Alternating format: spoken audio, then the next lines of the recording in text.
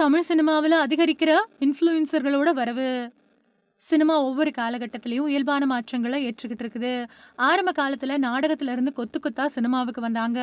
தவிர்க்க முடியாத நடிகர்களா மாறுனாங்க. இப்போ அவங்களே நம்மளோட முன்னோடி அடையாளங்களா இருக்காங்க.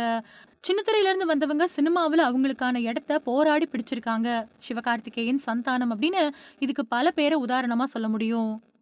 இப்போ இதோட அடுத்த கட்டமா யூடியூப், இன்ஸ்டாகிராம் மாதிரியான சமூக வலைதள இன்ஃப்ளூயன்சர்கள் சினிமாவுக்கு வரது அதிகரிச்சுட்டு வருது. பிளாக்ஷிப் யூடியூப் சேனல நடத்திட்டு வந்த விக்னேஷ்காந்த், சென்னை 28 படத்தோட 2வது பாகம் மூலமா நடிகரா அறிமுகமாகி இப்போ பல படங்கள்ல நடிச்சிட்டு வராரு. நக்கலைட்ஸ் யூடியூப் மூலமா அறிமுகமான பிரசன்னா பாலச்சந்திரன், சேத்துமான், மண்டேலா, குடும்பஸ்தன் மாதிரியான பல படங்கள்ல நடிச்சிருக்காரு. நக்கலைட்ஸ் ராஜேஸ்வரி காளிசாமி குடும்பஸ்தன் படம் மூலமா இயக்குனராகி இருக்கிறாரு. யூடியூபர் அபிஷேக் ராஜா ஜாம் ஜாம் படம் மூலமா இயக்குனராயிருக்காரு. யூடியூபர் ஹரி பாஸ்கர் மிஸ்டர் ஹவுஸ் கீப்பிங் மூலமா ஹீரோவாயிருக்காரு. இன்னொரு யூடியூபரான டிடிஎஃப் வாசன் மஞ்சள் வீரன் அப்படிங்கிற படத்துல ஹீரோவா நடிக்க இருந்தாரு. இன்ஸ்டாவில் டான்ஸ் வீடியோக்களை வெளியிட்டு பிரபலமான ரம்யா ரங்கநாதன் தனுஷோட நிலவுக்கு என்மேல் என்னடி கோபம் அப்படிங்கிற படத்துல முக்கியமான கேரக்டர்ல நடிச்சாங்க.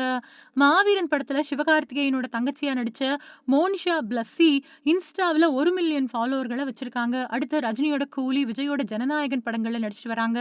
விஜய் சித்து, மதன் கௌரி இந்த மாதிரியான பல இன்ஃப்ளூயன்சர்கள் நடிகர்களாக இருக்காங்க. பரிதாபங்கள் யூடியூப் சேனல் மூலமா பல்வேறு விஷயங்களை நகைச்சுவையா வழங்கிட்டு வரக்கூடிய சுதாகர் கோபி சில படங்கள்ல நடிச்சாங்க. இப்போ படம் தயாரிச்சிட்டும் வராங்க. இன்னும் பல இன்ஃப்ளூயன்சர்கள் சினிமாவுக்கு வந்துகிட்டு இருக்காங்க. நடிகர் நடிகைகளை ரசிகர்கள் பின்தொடர்றது மாதிரியே இவங்களுக்கும் ஏராளமான ஃபாலோவர்கள் இருப்பதால சினிமா வாய்ப்பு ஈஸியா கிடைக்குது.